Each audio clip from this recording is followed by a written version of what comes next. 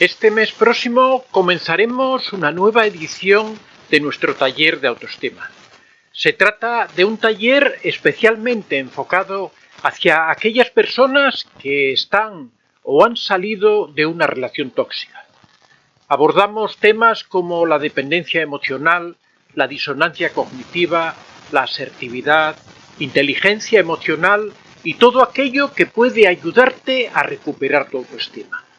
Cientos de personas ya lo han realizado en las ediciones anteriores con un sorprendente resultado.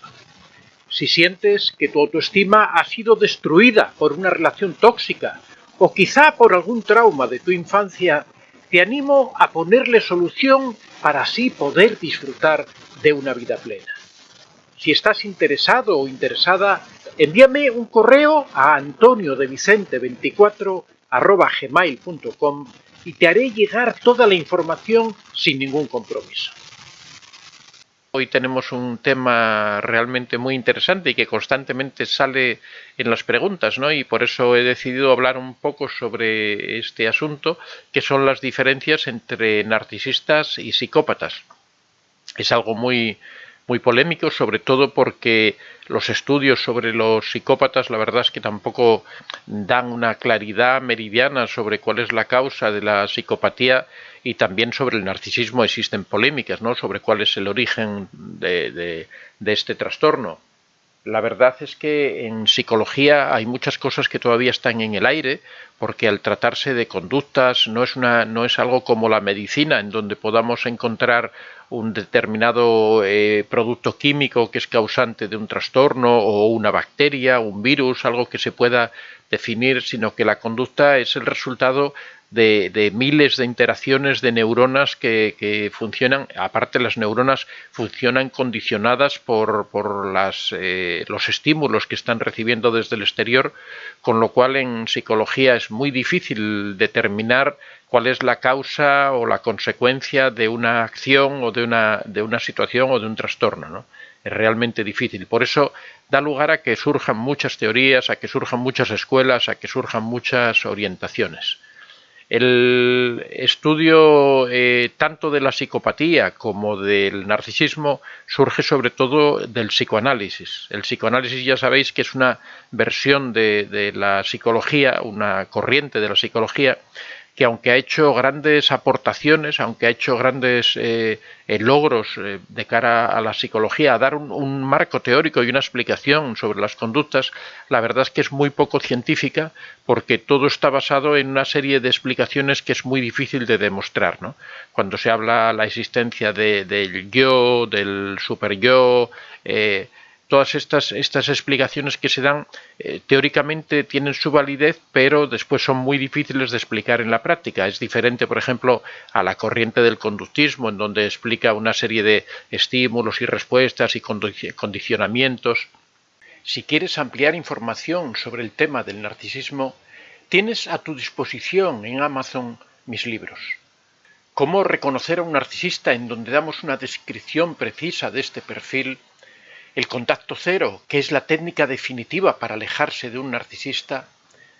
La piedra gris, la polémica técnica para convivir con un narcisista. La madre narcisista y una explicación de las secuelas que dejan en sus hijos y que arrastran a lo largo de su vida. Y la dependencia emocional, doloroso trauma muchas veces provocado por el narcisista. Puedes encontrar todos estos libros en Amazon escribiendo en el buscador Antonio de Vicente, que son fáciles de demostrar, son reproducibles en un laboratorio y se pueden demostrar fácilmente. Desde ese punto de vista, diríamos que las teorías conductistas, por ejemplo, incluso cognitivas, son mucho más reproducibles o mucho más científicas que las conductas psicoanalíticas. Pero bueno, aparte de eso, esta introducción la hago porque existe una diferencia muy grande a cómo interpreta el narcisismo el psicoanálisis, a cómo lo interpretan las teorías más actuales del conductismo o del cognitivismo, ¿no? El narcisismo, teóricamente, para los psicoanalíticos, surgiría, para el psicoanálisis, para la corriente creada por Sigmund Freud, El narcisismo sería consecuencia de los malos tratos que recibe, de la falta de afecto, de la falta de cariño, de la falta de valores que recibe un niño en la infancia, pero en el sentido negativo, ¿no? Y eso provocaría una especie de supresión de las emociones, de supresión de la manifestación de sus creencias. Habría una sublimación en el interior del individuo que posteriormente surgiría en la edad adulta manifestándose como un ansia de superioridad, con un ansia de dominio, con un ansia de control en las demás personas. Eso es más o menos lo que dice la teoría psicoanalítica.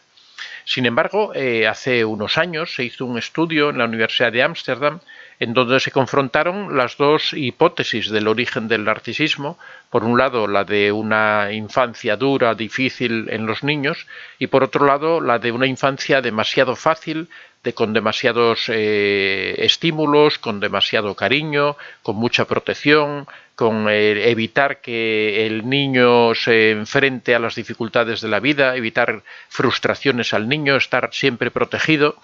Y según este estudio se comprobó que lo que en realidad daba lugar al narcisismo era el ambiente favorable, el ambiente sobreprotegido en que se tenía el niño, y que sin embargo cuando el niño en realidad lo que ocurría era que vivía en un ambiente difícil, en familias desestructuradas, sin afecto, con cuidadores que no se preocupaban del niño, lo que daba lugar en realidad era la sociopatía. La sociopatía es bastante diferente de la psicopatía, del narcisismo, en el sentido de que en el caso de la sociopatía no es un patrón de grandeza, de superioridad, sino que simplemente es una persona que no acepta los valores de la sociedad, que se crea otro tipo de valores, que son lo que hoy día conocemos popularmente como los valores de la delincuencia, en donde el más fuerte es el que triunfa,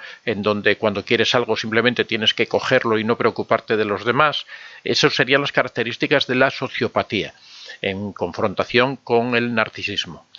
Y comprobaron exactamente eso, que cuando había un ambiente de sobreprotección en los niños daba lugar a narcisismo, cuando había un ambiente de desprotección de los niños, de falta de estímulos, de falta de cariño, daba lugar a la sociopatía. Pero a diferencia de todo esto, el asunto de la psicopatía es que en la psicopatía no influye para nada la educación. La psicopatía es algo que la persona nace con ello, es un problema que se supone, por los estudios que se han hecho, se cree que tiene que ver con la amígdala, que es donde existe el control de las emociones en el cerebro, y también se han detectado algunos pequeños cambios en el córtex cerebral en el caso de los psicópatas. Los psicópatas son personas que, por así decirlo, es como si nacieran con un brazo menos, por decirlo de alguna forma. Nacen con una carencia en su cerebro, que es la carencia de las emociones. Una cosa tan simple como eso, como carecer de emociones, carecer de sentimientos, se transforma en un modificador de la conducta enorme, porque esa persona, al no tener sentimientos, no tiene compasión, no tiene empatía, no tiene cariño, no se enamora, tiene una serie de cambios en la conducta que lo hacen que sea una persona terrible. Aparte, el psicópata tiene otra situación, que es que el hecho de no tener estos sentimientos le da una superioridad tremenda, porque no se tiene que enfrentar con las limitaciones que tenemos el resto de las personas. Por ejemplo, el psicópata no sufre vergüenza, no tiene problema en mentir, no tiene problema en hacer daño, no le preocupa el sentido de la justicia. Todas estas cosas hacen que él vaya por la vida sin preocuparse absolutamente de nada y simplemente cogiendo aquello que le interesa y que quiere. Aparte, el psicópata en general suelen estar dotados de una gran inteligencia. Al estar dotados de una gran inteligencia, eso les permite incluso simular que son personas completamente normales. Por eso se da mucho el caso del psicópata encubierto, que nadie se da cuenta de que es psicópata, a no ser que examines detenidamente su historial y vayas viendo los pasos que va dando. Grandes políticos, grandes empresarios, grandes líderes religiosos, resultó que en realidad eran psicópatas, pero que eran psicópatas encubiertos y que ejercían su actividad sin que nadie lo notara, y tenían esa habilidad para encubrir esa falta de sentimientos, esa falta pues simulando la empatía, simulando el amor, simulando el cariño, eran padres de familia, tenían sus familias, a veces incluso dentro de sus familias tenían unas familias perfectamente estructuradas y volcaban esa psicopatía, por ejemplo, en el campo de la política, en el campo de la justicia, en el campo de la empresa. Y en esos campos era donde se dejaban ir y donde sacaban toda su crueldad y toda su maldad en una sociedad como la nuestra, que está creada de tal manera que permite que todas esas cosas ocurran. Una persona puede ser un político y puede cometer auténticas barbaridades y puede presentarlo como que lo hace por el bien de la patria. Eso lo estamos viendo cada día.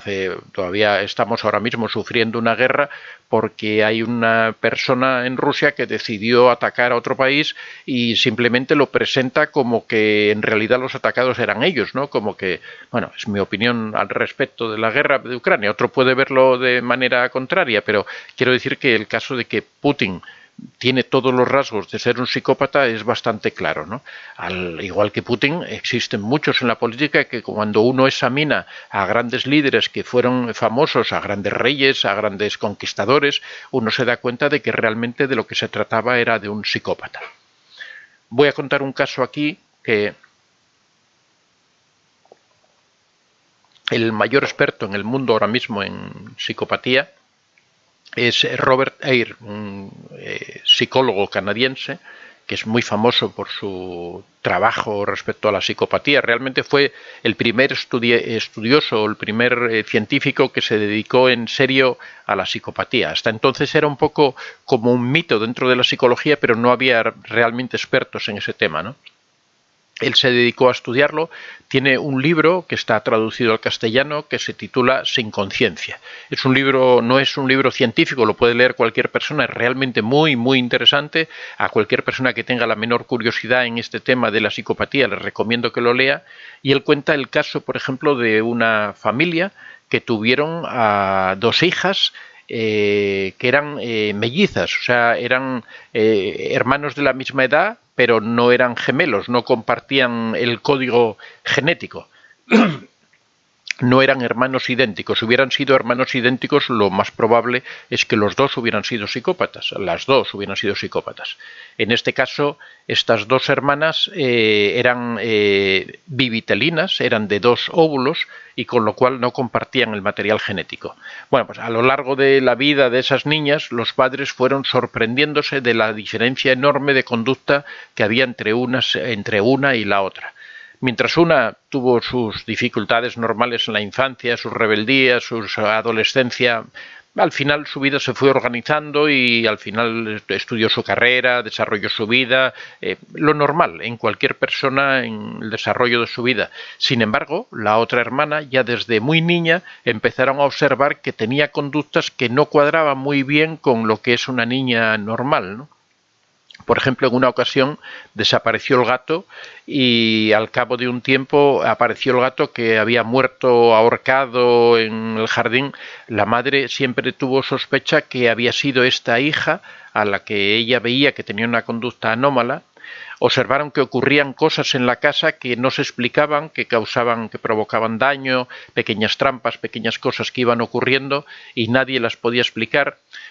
Todo esto se dieron cuenta después, claro, porque cuando empiezas a ver que las cosas no cuadran, que las personas van siendo cada día diferentes, el caso es que a medida que esta niña fue creciendo, cada vez se iba haciendo más abusadora, se iba haciendo utilizaba todos sus recursos como chica, como para tratar de explotar a su entorno. Cuando ya empezó a ser joven, empezó a prostituirse para conseguir aquellas cosas que quería, cuando necesitaba dinero, cuando quería salir de fiesta, no tenía ningún inconveniente en prostituirse, en hacer aquellas cosas que le convinieran. Bueno, el caso es que toda su vida fue transcurriendo por ese camino de conseguir todas aquellas cosas que quería sin ponerse límites de ningún tipo, mientras que la otra hermana llevaba una vida. Sus padres, por supuesto, vivieron permanentemente en la angustia, no entendían cómo era posible que si habían dado siempre la misma educación a las dos hermanas, habían ido a los mismos colegios, habían estudiado las mismas en el mismo nivel, todo había sido exactamente igual, cómo era posible que una hermana hubiera tenido una vida absolutamente normal con las cosas que ocurren en las vidas normales de las personas y sin embargo la otra hubiera tenido una vida tan alterada, tan diferente.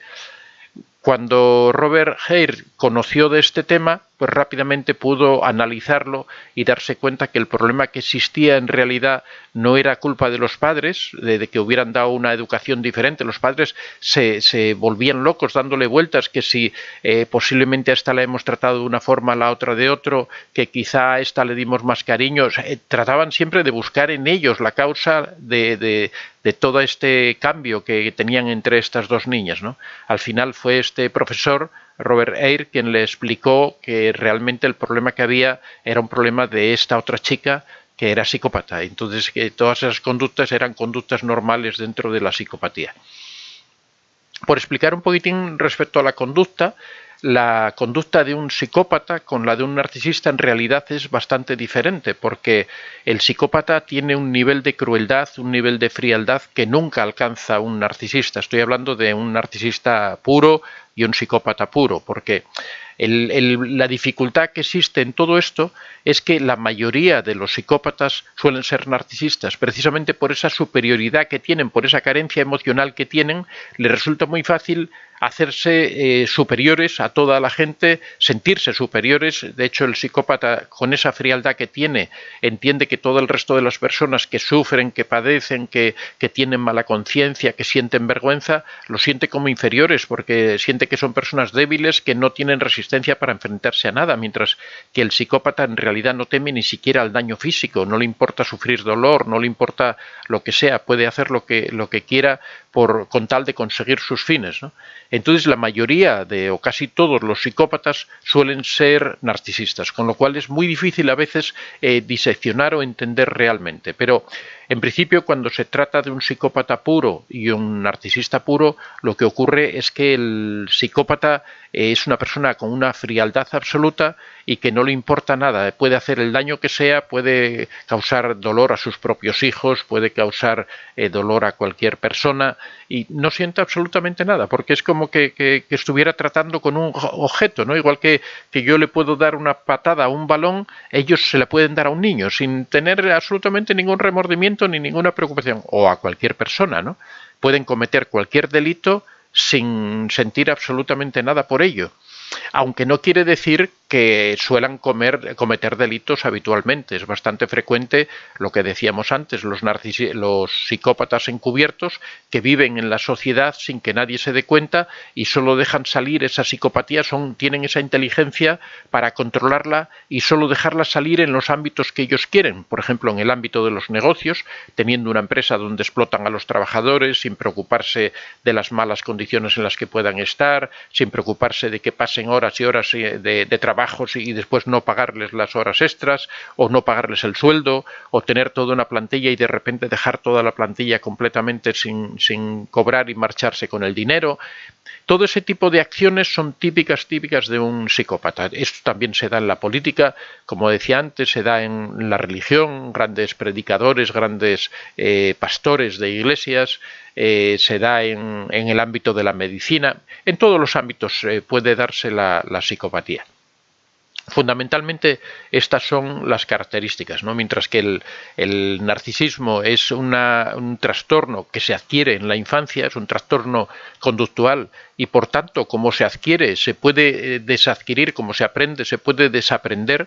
Una persona narcisista, si lo deseara, tendría cura, si lo deseara, tendría solución. El narcisismo es algo que sí puede tener solución si es que el narcisista quisiera solucionarlo. Claro, puede someterse a terapia y puede evitar o suavizar ese narcisismo hasta el punto de que no le perjudique en su vida diaria, mientras que el psicópata no puede solucionar eso. El psicópata lo que ocurre es que utilizará esa psicopatía según a él le interese, pero como tiene una frialdad absoluta y tiene esa carencia total de sentimientos y de emociones, no tiene ningún inconveniente en hacer lo que sea sin preocuparse, y tampoco le interesa para nada que nadie lo considere psicópata o no lo considere, porque eso le es indiferente.